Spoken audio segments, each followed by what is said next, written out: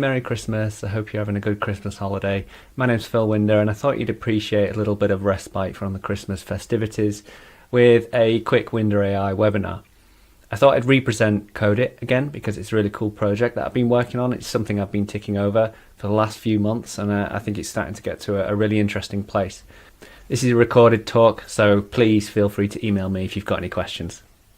In a professional capacity, I think one of the main problems with coding assistants is the lack of access to external information and repositories. I constantly find my coding assistants attempting to rewrite the world when it could simply just reach out to an external library. It gets even worse when you're working in an enterprise because there's all sorts of proprietary patterns that already exist that the agent doesn't know about. There's no reason for it to do this. All it needs to do is know about that external code base. So this is where Kodit comes in. Kodit is a private code indexing server. It intends to index the content from your private repositories and convert them into useful assets for the coding assistant to use. It reduces token counts by providing better context, it improves productivity by reusing internal libraries, and it enhances discovery with automated living documentation.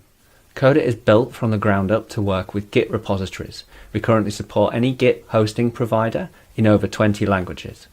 We have enterprise deployment options, and the key features really are the enrichments. An enrichment is a piece of information that can be taken out of context of the repository and repurposed for a coding assistant. It might be a cookbook or API documentation. It could be snippets or examples. All of these are repurposed content from the original repository. Finally, we have a management REST API and the coding assistants connect to Kodit via an MCP connection. So before I dig into any more details, let me show you a few demos. In this demo, I want to show you how we can use Kodit to understand a proprietary auth mechanism that exists in another repository in our notional enterprise. This demonstrates how we can use Kodit to understand the wider enterprise ecosystem. Imagine that our enterprise has a standardized way of authenticating between microservices. In this case, it's a super secret knock-knock server, where you have to knock 3 times. Now imagine that you're writing another service that requires access to this service. How does it know to knock 3 times? First, I'm going to launch Qwen without any MCP servers attached. I'm going to use Qwen3 Next as my coding model. And then I'm going to ask Qwen to write a Python script that is able to access my super secret knock-knock API. I'm also including the name of the repository in this request because the name that I've given it is not obvious. Qwen does produce a Python script, but it's completely wrong. It knows nothing about our secret authentication pattern.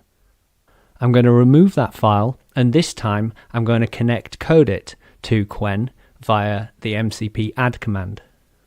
You can see that Kodit is now attached. In this prompt, I'm going to include some extra information telling Qwen that it should use Kodit to help it search for relevant snippets and documentation. In a real project, you would probably add a rule telling the coding assistant to connect to Kodit. The coding assistant then searches Kodit for relevant information and snippets and produces a Python file. I've noticed that although it does produce code that can communicate with the knock-knock API, I would like it to do it automatically. So I've followed up with another prompt saying, please add an auto-knock method. In the final file, you can see that we are correctly using our super secret knock-knock technique in order to gain access to this API. This is only possible because the agent is able to see that remote code after it's been indexed by Kodit. In this demo, I'm going to show you how Kodit is useful for quantitative researchers and how you can help develop new signals and package them into trading algorithms. So I'm going to use Kodit to index 2 repositories. I've got one repository which is a helper API, and this provides the agent with examples of how to get market data, how to backtest things like that. And then I've got a second repository that I've indexed called quant packaging, which shows the agent how to package a module, an algorithm into a Docker container.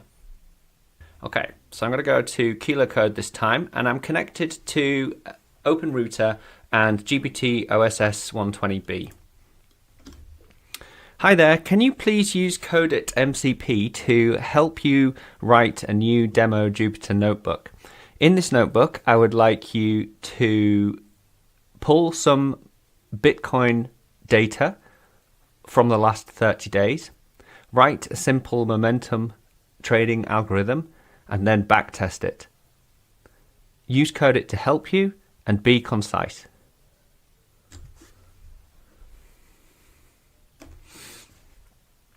All right, let's try that.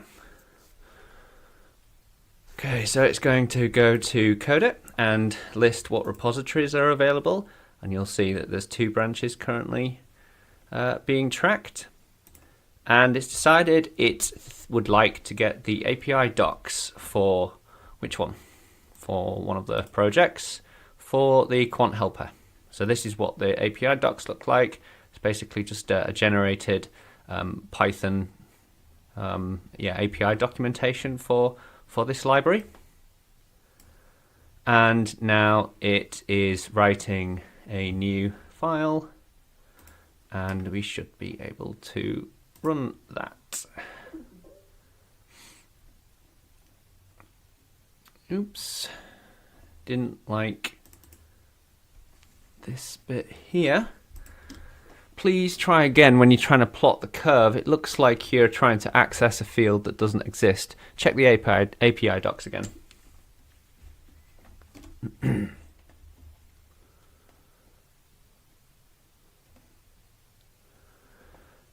So it successfully pulled the data and wrote a simple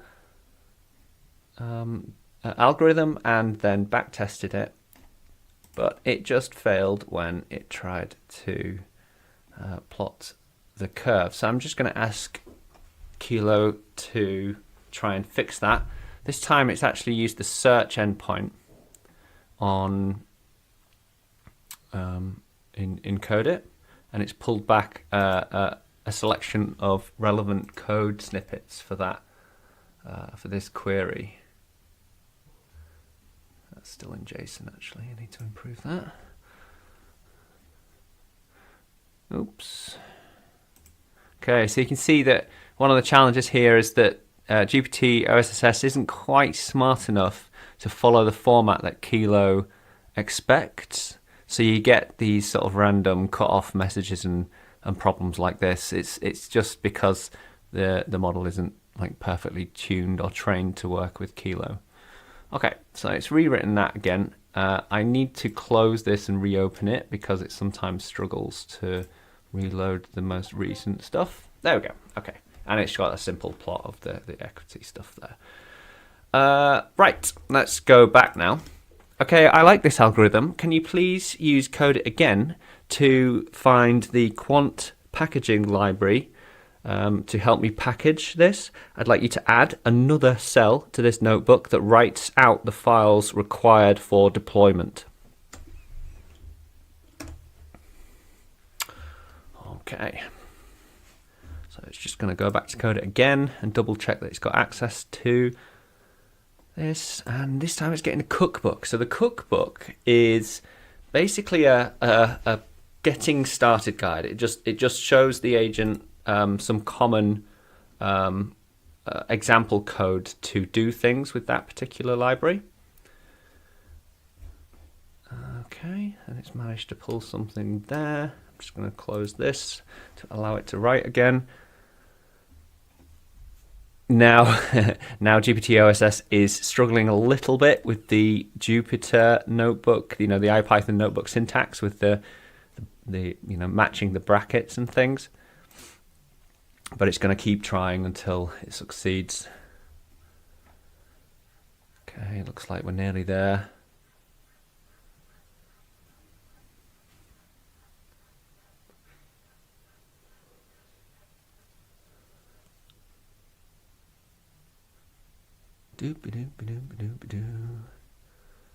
Okay, now it's fixed that. It's now trying to add a new cell.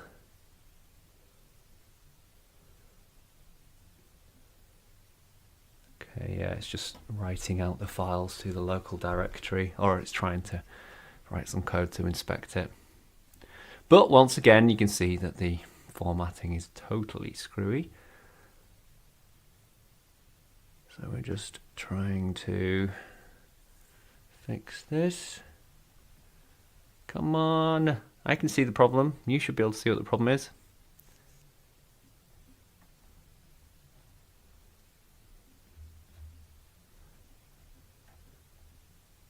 Where are you? The problem's not there. Here you go. There's the problem. Did you find it? Yay, I think it found it. Fantastic. Done. Right, let's just double check that's the right thing. Yep, run all. Okay, there's our old plot. And here we go. So we actually, that isn't quite up to date, is it?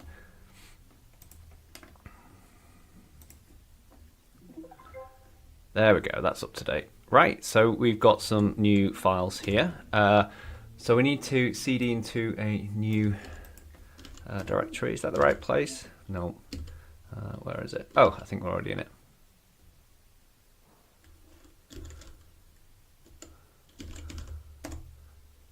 Okay, great. So it's given us, it's written some scripts out for us to help us build a container. And now let's run it. And let's have a look. And we got some docs. Cool. So got just API here, which just prints out some information about the model. And then we've got a predict endpoint that allows us to pass in some today's opening and closing prices and a signal as to whether to buy, sell, or hold. And it's telling us to hold for this particular data. Okay, great. So that was Kodit in a slightly more complicated scenario where we are using Kodit to help us develop the algorithms, but also using Kodit to help us build and deploy these algorithms as well, again, through the use of an externally hosted helper library. And these libraries can be totally private. They don't have to be exposed to anybody. Kodit can index that and use it as it wishes. We're also using GPT-OSS there, and it did a okay job. You know, it doesn't feel like it's quite as capable as the state of the art, but it's not far off. I think if I was doing this for real, then I probably wouldn't work in a Jupyter Notebook to do this, because it's just not quite good enough to work in Jupyter Notebooks yet. I would write in pure Python, and I suspect we would have fewer issues with linting and syntax and things like that. So there's some pre-recorded demos. I hope they help explain the value of Kodit. Let's start digging into some more of the details. So the first key question is, what does a deployment look like? I recommend that you deploy Kodit as a server on a machine that is accessible to all of your developers that are going to be using Kodit. It can sometimes help to have smaller instances of Kodit to have more targeted libraries that are used for specific purposes, but generally we install one Kodit server per set of developers. The next thing is we need a database to persist all of those snippets. You really don't want to have to recreate all of the snippets and the examples and all of the derived enrichments if you can help it, and we store those in a database. We use TensorCode specifically because it has a really fast semantic search implementation, so I definitely recommend that you use that. We also have an internal support for SQLite as well, where you don't technically need an external database, but I do recommend using the bundled TensorCode instance. And then make sure you have a scalable LLM. For a lot of our private clients on Helix, we are using Helix itself, but you could also use VLLM or Llama or anything like that.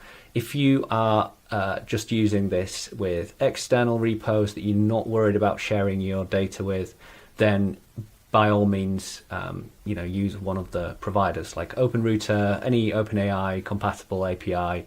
They're all good. The goal here really is to find something that's scalable, because Kodit needs to send many thousands of LLM requests to generate all of the examples and the documentation and stuff.